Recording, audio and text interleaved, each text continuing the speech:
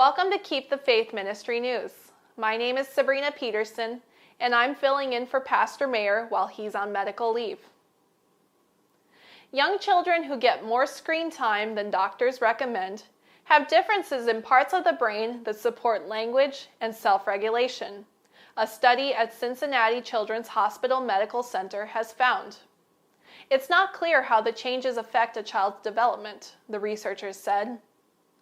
The study put 47 healthy Cincinnati area children between 3 and 5 through magnetic resonance imaging of their brains, as well as cognitive testing.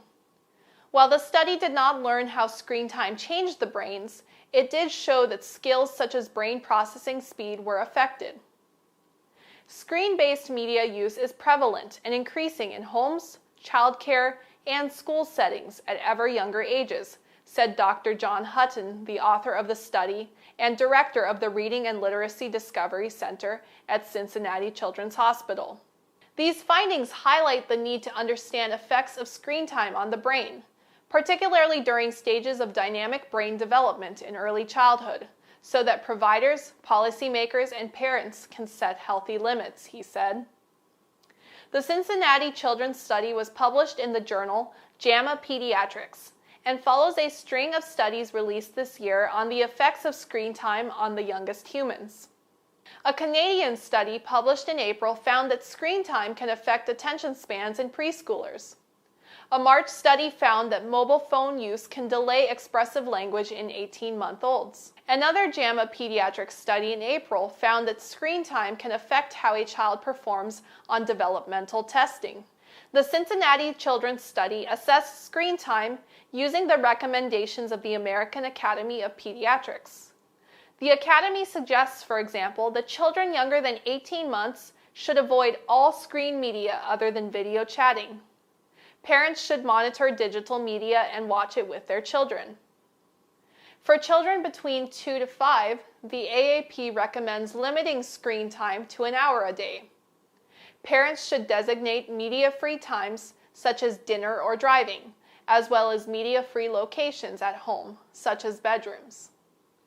The children in the Cincinnati study completed standard cognitive tests and a special test called diffusion tensor MRI, which estimates white matter integrity in the brain.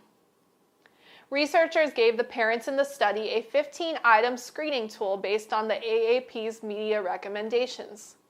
Those scores were matched to the cognitive test scores and the MRI measures, controlling for age, gender, and household income. Higher scores on the screening tool were significantly associated with lower expressive language, the ability to rapidly name objects or processing speed, and early reading skills, the study found. In addition, higher scores also were associated with lower brain white matter integrity, which affects organization, and myelination, the process of forming a myelin sheath around a nerve to allow impulses to move more quickly, in tracks involving language executive function and other literacy skills. Hutton said, "While we can't yet determine whether screen time causes these structural changes or implies long-term neurodevelopmental risks, these findings warrant further study to understand what they mean and how to set appropriate limits on technology use." Hutton said his team has several follow-up papers in the works, including a study showing the beneficial links between home reading practices and brain development in preschool-aged children. The work builds on 5 other studies Hutton's team has published since 2015 to link home reading to brain development before kindergarten. The little children should come especially close to nature. Instead of putting fashion shackles upon them, let them be free like lambs to play in the sweet, fresh sunlight.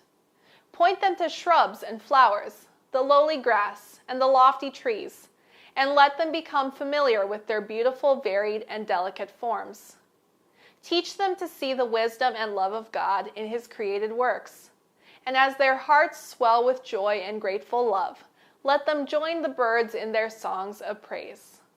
Child Guidance, page 48. This is Keep the Faith Ministry News. Thank you for watching.